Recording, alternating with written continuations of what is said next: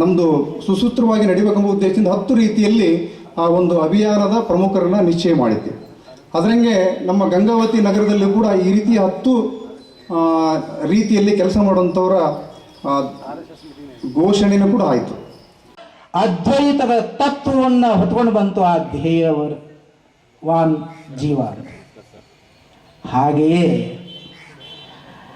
ಅನೇಕ ಮಹಾಪುರುಷರು ಜನ್ಮ ತಾಳಿರ್ತಕ್ಕಂಥ ಈ ಪುಣ್ಯ ನೆಲದೊಳಗೆ ರಾಮನು ಸಹಿತ ಜನ್ಮ ತಾಳಿ ಬಂದ. ಒಳ್ಳೆಯ ಆದರ್ಶ ಜೀವನವನ್ನು ಯಾವ ಥರ ಮಾಡಬೇಕು ಅಂತ ಹೇಳಿ, ಅದು ಸಹಿತ ಕೌಟುಂಬಿಕ ಜೀವನ. ಆತ ಒಬ್ಬ ಪುರುಷೋತ್ತಮ, ಗುಣಗಳ ಖಣಿ. ರಾಮ ರಾಮೇತಿ ರಾಮೇತಿ ರಮೇ ರಾಮೇ ಮನೋರಮೆ ಸಹಸ್ರನಾಮ ತತ್ವಲ್ಯಂ ರಾಮ ನಾಮ ವರಾನನೆ. ಕೇಳ್ತಾ ಇದೀವಿ ಮಂತ್ರವನ್ನ.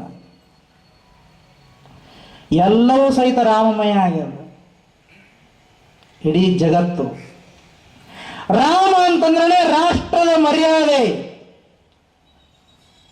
ರಾಮ ಅಂತಂದ್ರೆ ರಾಜಕೀಯ ಹೊರತಾಗಿ, ಮತೀಯ ಹೊರತಾಗಿರ್ತಕ್ಕಂಥ ರಾಮ, ಸಮಾನತೆಯ ತತ್ವವನ್ನು ತೋರಿಸಿರ್ತಕ್ಕಂಥ ರಾಮ, ಸಹಬಾಳ್ವೆಯನ್ನ ಯಾವ ತರ ನಡೆಸಬೇಕು ಅಂತಕ್ಕಂಥ ತತ್ವವನ್ನು ತೋರಿಸಿರ್ತಕ್ಕಂಥ ರಾಮ. ಅಂತ ರಾಮನ ಕಾರ್ಯವನ್ನು ನಾವೆಲ್ಲರೂ ಮಾಡೋರಿದ್ದೀವಿ. ಇನ್ನೇನು ರಾಮ ರಾವಣರ ಯುದ್ಧ ಆಯಿತು. ಯುದ್ಧ ಮುಗಿದ ತಕ್ಷಣವೇ ಧರ್ಮ ಪರಾಯಣರಾಗಿರ್ತಕ್ಕಂಥ ರಾವಣನ ತಮ್ಮನಾಗಿರ್ತಕ್ಕಂಥ ವಿಭೀಷಣನಿಗೆ ಆ ಸಾಮ್ರಾಜ್ಯದ ಪಟ್ಟವನ್ನ ಕಟ್ಟಿ ಎಲ್ಲರೂ ಹೊರಡಲಿಕ್ಕೆ ಉದ್ಯುಕ್ತರಾದಂಥ ಸಂದರ್ಭದೊಳಗೆ ಲಕ್ಷ್ಮಣ ಹೇಳ್ತಾ ಇದ್ದಾನೆ ರಾಮನಿಗೆ, ಹೇಗಿದ್ರೂ ಲಂಕೆಯನ್ನು ಗೆದ್ಕೊಂಡು ಬಿಟ್ಟಿದ್ದೀವಿ, ಲಂಕೆ ಯಾವ ಥರ ಇತ್ತು ಅನ್ನೋದಕ್ಕೊಂದು ಉದಾಹರಣೆ ಹೇಳ್ತೀನಿ. ಸಿರಿಲಂಕೆ. ರಾವಣ ಎಲ್ಲರ ಮನೆಗಳ ಹೆಂಚನ್ನು ಸಹಿತ ಬಂಗಾರ ಹೆಂಚನ್ನು ಹಾಕಿಸಿಬಿಟ್ಟಿದ್ದಂತೆ. ಅಂತ ಸಿರಿಲಂಕೆ ಚಿನ್ನ ಹೊಗೆ ಹಾಯ್ತಾ ಇತ್ತು. ಮತ್ತು ರತ್ನ ವಜ್ರ ವೈಡೂರ್ಯ ಮರಕತಾದಿ ಮಾಣಿಕ್ಯಗಳ ಮೆಟ್ಟಿರ್ತಕ್ಕಂಥ ಸಿಂಹಾಸನವನ್ನ ಏರಿರ್ತಕ್ಕಂಥ ವಿಭೀಷಣ ಹೇಳ್ತಾ ಇದ್ದಾನ, ಇಲ್ಲೇ ಇದ್ದು ಬಿಡ್ರಿ ಅಂತ. ಅಯೋಧ್ಯೆ ಹೋಗಿಬಿಟ್ರೆ ಅಣ್ಣ ನಮಗೆ ತ್ರಾಸ ಕೊಡಬಹುದು, ತಮ್ಮನಾಗಿರ್ತಕ್ಕಂಥ ತ್ರಾಸ ಕೊಡಬಹುದು ನಮಗೆ. ಬದಲಾಗಿ ಇಲ್ಲೇ ಇದ್ಬಿಡೋಣ ಅಣ್ಣ ಅಂತ ಹೇಳಿ ಲಕ್ಷ್ಮಣ ಹೇಳ್ತಾ ಇದ್ದಾನ ರಾಮನಿಗೆ. ರಾಮ ಹೇಳಿರ್ತಕ್ಕಂಥ ಆ ವಾಕ್ಯ ನಮ್ಮೆಲ್ಲರಿಗೂ ಸಹಿತ ಒಂದು ಮಾರ್ಗಸೂಚಿ. ಅಪಿ ಸ್ವರ್ಣಮಯೀ ಲಂಕಾ ನಮೇ ಲಕ್ಷ್ಮಣ ರೋಚತೆ ಜನನೀ ಜನ್ಮಭೂಮಿಶ್ಚ ಸ್ವರ್ಗಾವಪಿ ಗರೀಯಸಿ ಅಂತ ಹೇಳಿ. ಹೇ ಲಕ್ಷ್ಮಣ, ಇದು ಸಿರಿಲಂಕೆ ಆಗಿರಬಹುದು, ಸುಖದಿಂದ ತುಂಬಿರಬಹುದು, ಸಂಪತ್ತಿನಿಂದ ಕೂಡಿರಬಹುದು, ಆದರೆ ಜನನಿ ಮತ್ತು ಜನ್ಮಭೂಮಿ ಇವೆಲ್ಲವೂ ಸ್ವರ್ಗಕ್ಕಿಂತಲೂ ಮಿಗಿಲಾಗಿರತಕ್ಕಂಥದ್ದು. ರಾಮ ಮಂದಿರ ನಿರ್ಮಾಣದ ಕೈಂಕರ್ಯವನ್ನ ಆ ಎರಡು ಸರ್ಕಾರಗಳು ಸಹಿತ ನಿಂತು ಬಾಧ್ಯಸ್ಥರಾಗಿ ನಿಂತು ಆ ಕಟ್ಟಡವನ್ನು ಕಟ್ಟಿಸಿಕೊಡಬೇಕು ಅಂತ. ದೇವಸ್ಥಾನದ ಜಾಗೆ 2.7 ಎಕರೆ. ಅದು ರಾಷ್ಟ್ರದ ಮಂದಿರ ಆಗಬೇಕು, ನಮ್ಮೆಲ್ಲರ ಹೃದಯದ ಮಂದಿರ ಆಗಬೇಕು. ಹೈದರಾಬಾದ್ನೊಳಗೆ ಕೇಳ್ತೀವಿ, ಹೈದರಾಬಾದ್ನೊಳಗೆ ದೇವಸ್ಥಾನ ಅದ, ಆದ್ರೆ ಅದಕ್ಕೆ ಯಾರ ಮಂದಿರ ಅಂತೀವಿ? ಬಿರ್ಲಾ ಮಂದಿರ ಅಂತೀವಿ. ಅಂದ್ರೆ ಅದರ ಅರ್ಥ ಅವ್ರು ಕಟ್ಟಿಸ್ಕೊಟ್ರು, ಅವ್ರ ಹೆಸರು ಹೇಳ್ತಾ ಇದ್ವಿ. ಆದರೆ ರಾಮನ ಮಂದಿರ ರಾಮನದೇ ಮಂದಿರ ಆಗಬೇಕು ಅನ್ನುವಂಥದ್ದು ನಮ್ಮ ನಿಮ್ಮೆಲ್ಲರ ಆಶಯದಿಂದ ಇವತ್ತಿಲ್ಲಿ ಕೂತಿದ್ದೀವಿ. ಅಲ್ಲಿರ್ತಕ್ಕಂಥ ಆ ಜಮೀನು, ಅಲ್ಲಿರ್ತಕ್ಕಂಥ ಆ ಭೂಮಿ, ಇಡೀ ಹಿಂದೂ ಸಮಾಜ ಮೇಲೆದ್ದು ನಿಂತು ಅದು ಆ ಭೂಮಿ 67 ಎಕರೆ ಇರತಕ್ಕಂಥ ಉಳಿದ ಪರಿಕರಗಳನ್ನು, ಉಳಿದ ಶಾಲೆಗಳನ್ನು ನಿರ್ಮಾಣ ಮಾಡಲಿಕ್ಕಾಗಿರ್ತಕ್ಕಂಥ ಭೂಮಿ ಸರ್ಕಾರವೇ ನಿಂತು ಆ ಕಟ್ಟಡವನ್ನು ಕಟ್ಟಿಸಿಕೊಡ್ಬೇಕು. ಅಲ್ಲಿರ್ತಕ್ಕಂಥ ಎಲ್ಲ ಮೂಲಭೂತ ಸೌಕರ್ಯಗಳನ್ನು ಒದಗಿಸುವಂಥ ಕೆಲಸವನ್ನು ಮಾಡಬೇಕು ಅನ್ನುವಂಥ ನಿಟ್ಟಿನೊಳಗೆ ಆಗಸ್ಟ್ನೊಳಗೆ ಅಲ್ಲಿ ಭೂಮಿ ಪೂಜನ ಕಾರ್ಯಕ್ರಮ ನಡೆಯಿತು. ಇನ್ನೊಂದು ಪರಮಾಶ್ಚರ್ಯಕರವಾಗಿರ್ತಕ್ಕಂಥ ಒಂದು ಸಂಗತಿಯನ್ನು ಕೇಳಿದೆವು ಅಂತ. 1528ನೇ ಇಸ್ವಿ ಕ್ರೂರಿ ಬಾಬರ್ ಆಕ್ರಮಿತನಾಗಿರ್ತಕ್ಕಂಥ ಆ ಸೇನಾಪತಿ ಮೀರ್ ಬಾಕಿ ಏನು ಕೆಡವಿ ಅಲ್ಲಿ ದೇವಸ್ಥಾನವನ್ನೇನು ಕಟ್ಟಿಸಿದ್ರು, ದೇವಸ್ಥಾನವನ್ನು ಕೆಡವಿ ಮಸೀದಿಯನ್ನಾಗಿ ಏನು ಕಟ್ಟಿಸಿದ್ನೋ ಅಲ್ಲಿರ್ತಕ್ಕಂಥ ಆ ಕಟ್ಟಡ 3 ಗುಂಬಜುಗಳಿರ್ತಕ್ಕಂಥ ಮಸೀದಿ ರಾಮನ ವಂಶಸ್ಥರು ಅಲ್ಲಿಂದ ಹಿಡಿದು 2019ರ ತೀರ್ಪಿನ ತನಕ 20 ತಲೆಗಳವರೆಗೆ ಅವತ್ತು ನಿಶ್ಚಯ ಮಾಡಿರ್ತಕ್ಕಂಥ ಒಂದು ಪ್ರತಿಜ್ಞೆ ಇತ್ತು. ಏನೋ ಪುನರ್ ರಾಮ ಮಂದಿರ ನಿರ್ಮಾಣ ಆಗೋ ತನಕನೂ ಸಹಿತ ನಮ್ಮ ಯಾವ ತಲೆಗಳು ಸಹಿತ, ನಮ್ಮ ಯಾವ ಸಂತತಿಯವರು ಸಹಿತ ತಲೆಗೆ ಟೋಪಿಯನ್ನು ಹಾಕೋಬಾರದು, ಕಾಲಲ್ಲಿ ಪಾದರಕ್ಷೆಗಳನ್ನು ಹಾಕೋಬಾರದು ಅಂತ 1528ನೇ ಇಸ್ವಿಯ ಪ್ರತಿಜ್ಞೆಯನ್ನು ಗೈದರು. ಆ 20 ತಲೆಗಳ ತನಕನೂ ಸಹಿತ 2019ರ ತನಕನೂ ಸಹಿತ ಆ ವಂಶಸ್ಥರು ತಲೆಗೆ ಟೋಪಿಯನ್ನು ಧರಿಸಲಿಲ್ಲ, ಕಾಲಲ್ಲಿ ಪಾದರಕ್ಷೆಗಳನ್ನು ಧರಿಸಲಿಲ್ಲ. ಬಂಧುಗಳೇ, ಇದನ್ನು ನೆನಪಿಡಬೇಕು ನಾವು. ಯೋಜನೆ ಹಾಕ್ಕೊಂಡಿದೆ. ಇಡೀ ದೇಶಾದ್ಯಂತ ಈ ಕಾರ್ಯಕ್ರಮ ನಡೀತಾ ಇದೆ. 15ನೇ ತಾರೀಕು ಇವತ್ತಿನಿಂದ ಎಲ್ಲ ಕಡೆಗೂ ಈ ನಿಧಿ ಸಮರ್ಪಣಾ ಅಭಿಯಾನ ಪ್ರಾರಂಭ ಆಗ್ತಾ ಇದೆ. ಇವತ್ತು ಇದು ಸಾಂಕೇತಿಕ ಉದ್ಘಾಟನೆ. ಈಗಾಗಲೇ ತಿಳಿಸಿದಂಗೆ ಮುಂಬರುವ ಇವತ್ತಿನಿಂದ ಮುಂದಿನ ಫೆಬ್ರವರಿ 6ನೇ ತಾರೀಕಿನವರೆಗೂ ಈ ನಿಧಿ ಸಮರ್ಪಣಾ ಅಭಿಯಾನದಲ್ಲಿ ಸಹಸ್ರಾರು ಕಾರ್ಯಕರ್ತರು ಮನೆ ಮನೆಗೆ ಸಂಪರ್ಕ ಮಾಡಿ ಅಲ್ಲಿ ಕುಟುಂಬದಲ್ಲಿ ಮನೆಗೆ ಹೋಗಿ ರಾಮ ಮಂದಿರ ನಿರ್ಮಾಣದ ಕುರಿತಂತೆ ಕೆಲವು ಸಂಗತಿಗಳನ್ನು ಹೇಳಿ ಅವರು ಅರ್ಪಣೆ ಮಾಡೋಂಥ ನಿಧಿಯನ್ನು ಸಂಗ್ರಹ ಮಾಡ್ಕೊಂಡು ಬಂದು ಈ ರಾಮ ಮಂದಿರ ತೀರ್ಥಕ್ಷೇತ್ರ ಟ್ರಸ್ಟಿಗೆ ಆ ನಿಧಿಯನ್ನು ಸಮರ್ಪಿಸ್ತಾರೆ. ಅದಕ್ಕೆ ಸಂಬಂಧಪಟ್ಟಂಗೆ ಈಗಾಗಲೇ ಕಾರ್ಯ ಭಾಳಷ್ಟು ಚುರುಕಾಗಿ ನಡೆದಿದೆ. ಪ್ರತಿ ವಾರ್ಡ್ಗಳಲ್ಲಿ ಕಾರ್ಯಕರ್ತರ ತಂಡ ರಚನೆ ಆಗಿದೆ. ಇವತ್ತು ಸಾಂಕೇತಿಕ ಉದ್ಘಾಟನೆ. ಇವತ್ತೇನು ನಿಧಿ ಅರ್ಪಣೆ ಮಾಡಿದರೆ ಅವ್ರ ಮನೆಯಲ್ಲೇ ಮಾಡ್ತಾ ಇದ್ದರು. ಇವತ್ತು ಕಾರ್ಯಕ್ರಮದ ದೃಷ್ಟಿಯಿಂದ ಇವತ್ತು ಅರ್ಪಣೆ ಮಾಡಿದ್ದಾರೆ. ಪ್ರತಿ ಮನೆಯಿಂದ ಸಂಗ್ರಹ ಮಾಡೋಂಥ ಯೋಜನೆ ಇದು. ಹಾಗಾಗಿ ಪ್ರತಿ ವಾರ್ಡ್ಗಳಲ್ಲಿ ಕನಿಷ್ಠ 10 ಜನ 20 ಜನರ ತಂಡ ಈ ಕಾರ್ಯಕ್ಕಾಗಿ ಈಗಾಗಲೇ ಸಿದ್ಧತೆ ಮಾಡಿಕೊಂಡಿದೆ. ಅವರೆಲ್ಲ ಒಂದು ಸಣ್ಣ ಒಂದು ಅಂಶ ಗಮನಿಸೋದೇನೆಂದರೆ, ರಾಮ ಮಂದಿರ ನಿಧಿ ಸಮರ್ಪಣೆಗೆ ವಾರ್ಡ್ ವೈಸು ತಂಡ ರಚನೆ ಮಾಡಿ ಅದಕ್ಕೆ ಪ್ರಮುಖರಿದ್ದಾರೆ. ಅದರ ಜೊತೆಗೆ ಈ ನಿಧಿ ಸಂಗ್ರಹ ಆಗಿರೋದನ್ನು ಅವತ್ತಿನ ದಿನವೇ ಆ ಟ್ರಸ್ಟಿಗೆ ಹಣ ಜಮಾ ಆಗುತ್ತೆ. ರಾಮ ಮಂದಿರ ಟ್ರಸ್ಟ್ನಿಂದನೇ ಎಲ್ಲ ಸೂಚನೆಗಳು ಅಲ್ಲೇ ಇದಾವೆ. ಇಲ್ಲಿ ಯಾರು ಆ ಹಣನ ಸಂಗ್ರಹ ಮಾಡಿ ಇಟ್ಕೊಳ್ಳಂಗಿಲ್ಲ. 24 ಅವರ್ಸಲ್ಲಿ ಆ ನಿಧಿ ಬ್ಯಾಂಕ್ ಮುಖಾಂತರ ಜಮಾ ಆಗುತ್ತೆ. SBI ಬ್ಯಾಂಕಿಗೆ ಆ ಬ್ಯಾಂಕ್ದ ಒಂದು ಖಾತೆ ಇದೆ, ಆ ಖಾತೆಗೆ ಜಮಾ ಆಗುತ್ತೆ. ಜಮಾ ಮಾಡಬೇಕಾದ್ರೂ ಸಹಿತ ಯಾರೋ ನಮಗೆ ಹಣ ಕೊಟ್ಟರು ಅದನ್ನು ತೊಗೊಂಡೋಗಿ ಬ್ಯಾಂಕ್ ಅಕೌಂಟಿಗೆ ಜಮಾ ಮಾಡಿದ್ದೀವಿ ಆ ಥರ ಇರಲ್ಲ.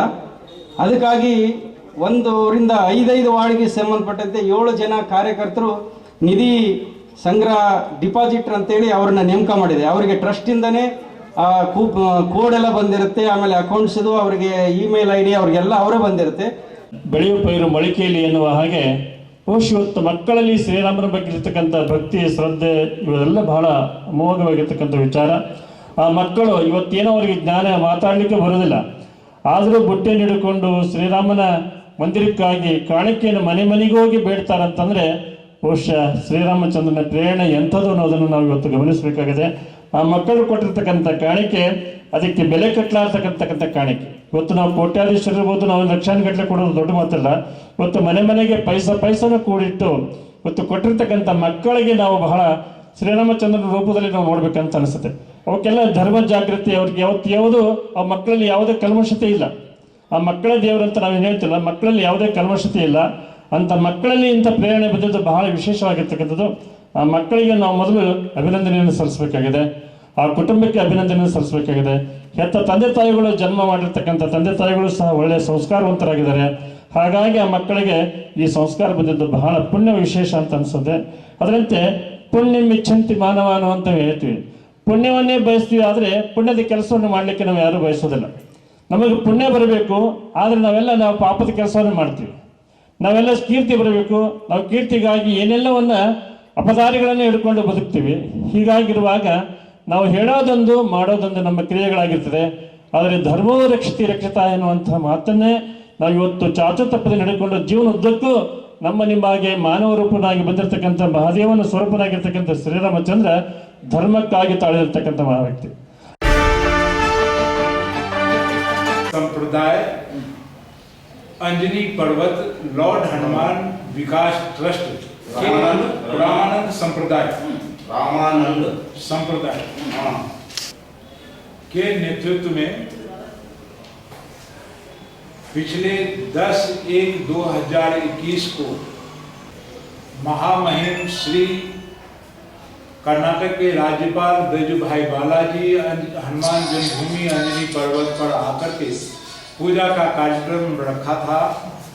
इस ट्रस्ट के माध्यम से, संप्रदाय के माध्यम से अभूतपूर्व सफल कार्यक्रम रहा। इसके लिए सबसे पहले श्रेय हम हनुमान जी को देना चाहते। हनुमान जी की कृपा से पूर्णतया कार्यक्रम सफल रहा। साथ में बैजूभाई बालाजी को भी कोटि कोटि धन्यवाद देना चाहते, जो वो इस जगह पर आकर के और सभी लोगों से रूबरू आकर के पूजा किया, हनुमान जी की आराधना किया, उनको भी धन्यवाद। साथ में जिला प्रशासन, डीसी, तहसीलदार, पुलिस डिपार्टमेंट जितने भी हैं उन सबको हम कोटि कोटि धन्यवाद देते, जो कार्यक्रम की सफलता में अभूतपूर्व सहयोग किया इन्होंने। और जिन लोगों का मैं नाम नहीं जानता उन लोगों को भी धन्यवाद देता, जो अपने ढंग से वो लोग समर्पित भाव से कार्यक्रम को सफल बनाने में अभूतपूर्व अहम भूमिका निभाए। खासकर आप लोगों की भूमिका अभूतपूर्व रहा, जो इतने अच्छे ढंग से कार्यक्रम सफल हुआ है, जिसमें आप लोगों की भूमिका अभूतपूर्व रहा।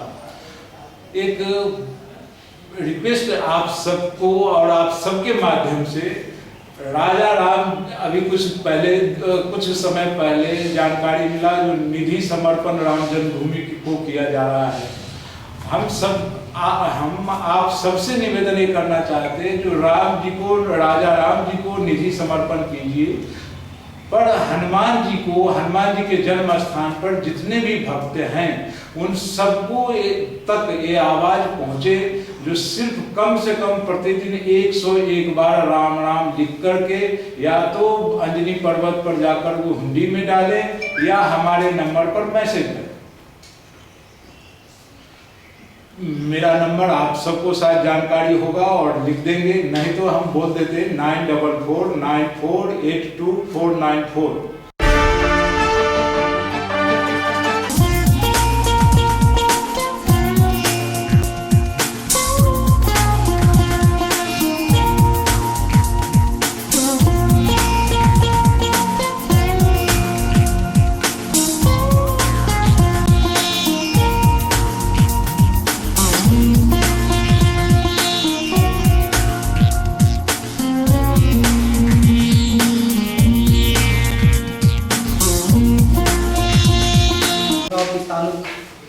ಎಲ್ಲ ಸಮಾಜದ ಪರವಾಗಿ ನಾವು ಪತ್ರಿಕಾಗೋಷ್ಠಿಯನ್ನು ಮಾಡ್ತಾ ಇದ್ವಿ.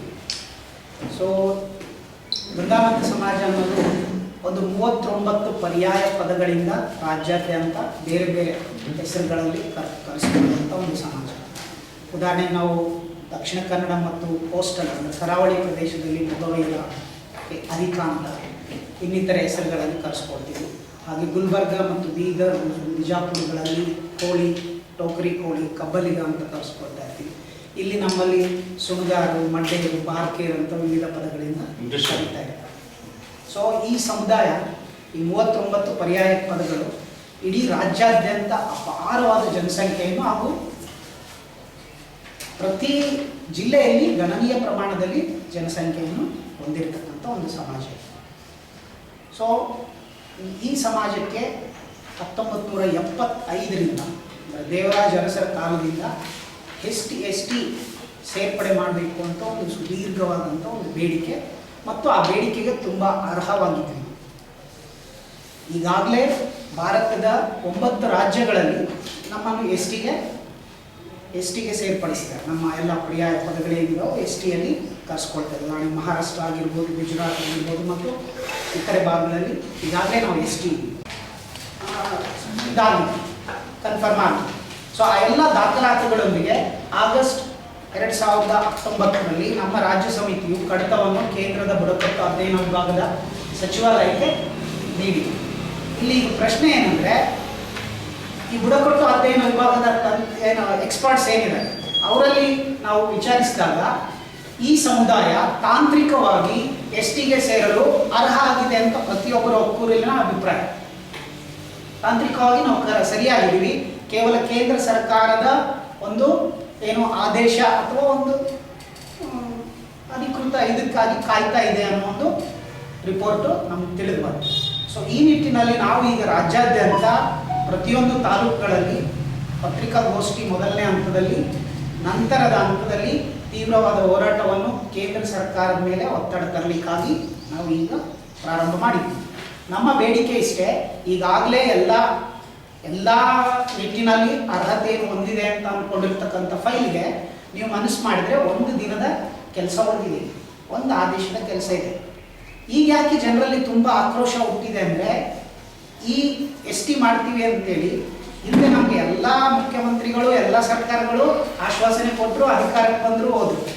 ಆದರೆ ವಿಶೇಷವಾಗಿ ಈಗಿನ ಪ್ರಧಾನಮಂತ್ರಿಗಳು ಸಹ ಗುಲ್ಬರ್ಗಾಕ್ಕೆ ಬಂದಾಗ ಗಂಗಾಮತ ಸಮುದಾಯವನ್ನು ಎಸ್ ಟಿ ಸೇರಿಸಲಾಗ್ತದೆ ಅಂತೇಳಿ, ಅದೇ ನಿಟ್ಟಿನಲ್ಲಿ ಅಲ್ಲಿ ಬಂದಿರತಕ್ಕಂಥ ಕೇಂದ್ರ ಸಚಿವರು ರಾಜನಾಥ್ ಸಿಂಗ್ ಆಗಿರ್ಬೋದು, ಅಮಿತ್ ಶಾ ಆಗಿರ್ಬೋದು, ಇನ್ನಿತರರು ಸಹ ನಮಗೆ ಮಾತು ಕೊಟ್ಟಿದ್ರು. ಆ ಹಂತಕ್ಕಾಗಿ ನಾವು ಏನು ಮಾಡಿದ್ವಿ ಅಂದರೆ, ನಮ್ಮಲ್ಲಿ ಉಮೇಶ್ ಜಾಧವ್ ಅವರಿಗೆ ಇಡೀ ಸಮುದಾಯ ಗುಲ್ಬರ್ಗದಲ್ಲಿ ಬೆಂಬಲಿಸಿ ಕರ್ನಾಟಕದ ಅತ್ಯಂತ ಹಿರಿಯ ರಾಜಕಾರಣಿಯೊಬ್ಬರನ್ನು ನಾವು ಸೋಲಿಸಿದ್ವಿ. ಹಿಂದುಳಿದ ಸಮಾಜ 40 ವರ್ಷದಿಂದ ನಮ್ಮ ಸಮಾಜ ಇಷ್ಟಿಗೆ ಹೋರಾಟ ಮಾಡ್ತಾ ಇದೆ. ಯಾವ ಸರ್ಕಾರ ಬಂದರೂ ನಮ್ಮ ಎಸ್ ಟಿ ಹೋರಾಟಕ್ಕೆ ಯಾರೂ ನಮಗೆ ಇದು ಮಾಡ್ತಾ ಇಲ್ಲ, ಸಹಕಾರ ಮಾಡ್ತಾ ಇಲ್ಲ. ಏನಂದರೆ ಎಲೆಕ್ಷನ್ ಮೂಮೆಂಟ್ನಾಗ ಅಷ್ಟೇ ನಮ್ಮ ರಾಜಕೀಯ ನಮ್ಮ ಸಮಾಜನ ಬಳಸಿಕೊಡ್ತಾ ಇದ್ದಾರೆ. ರಾಜ್ಯಕ್ಕೆ ಮತ್ತು ಕೇಂದ್ರಕ್ಕೆ ಒಂದು ಎಚ್ಚರಿಕೆ ನೀಡ್ತಾ ಇದ್ದೀವಿ.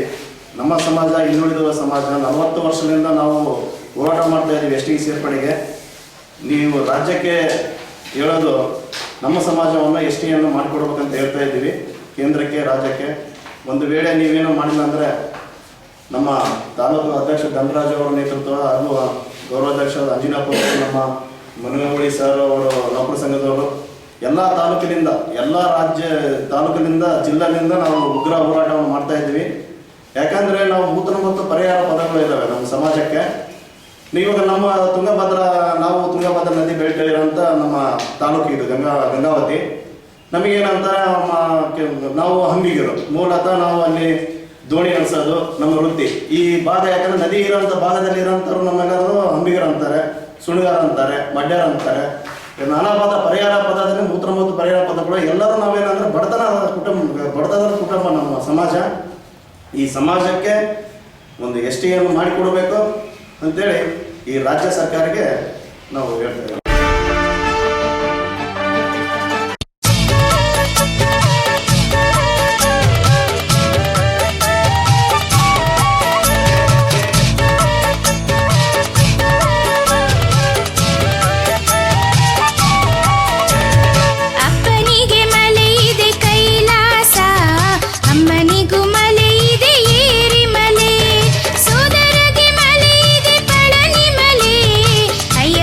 ಮಲೆ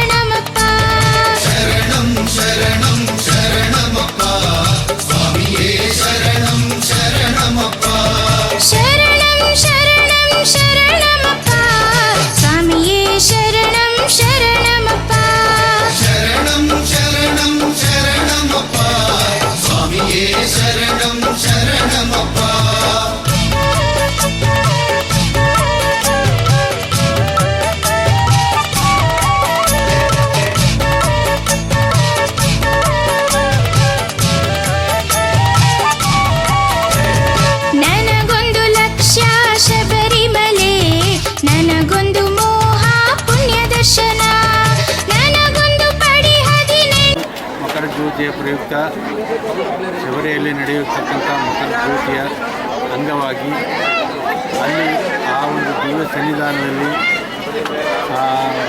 ಕೆಲ ಸಮಾಜದ ವತಿಯಿಂದ ಈ ಒಂದು ಅನ್ನ ಸಂತರ್ಪಣೆ ಕಾರ್ಯಕ್ರಮ ಅಲ್ಲಿ ಜರುಗುತ್ತದೆ.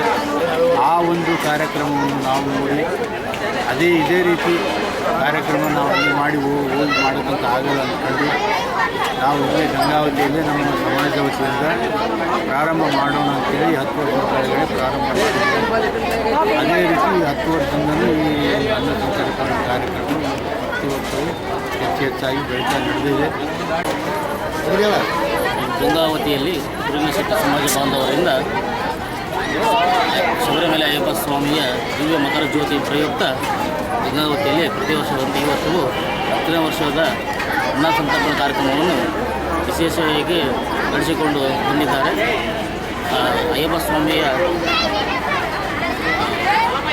ಎಲ್ಲರಿಗೂ ಆಶೀರ್ವದಿಸಬೇಕೆಂದು ದೇವರಲ್ಲಿ ಮಕರ ಸಂಕ್ರಾಂತಿ ಅಯ್ಯಪ್ಪ ಸ್ವಾಮಿಯ ಆಶೀರ್ವಾದ ಮಾಡಬೇಕು.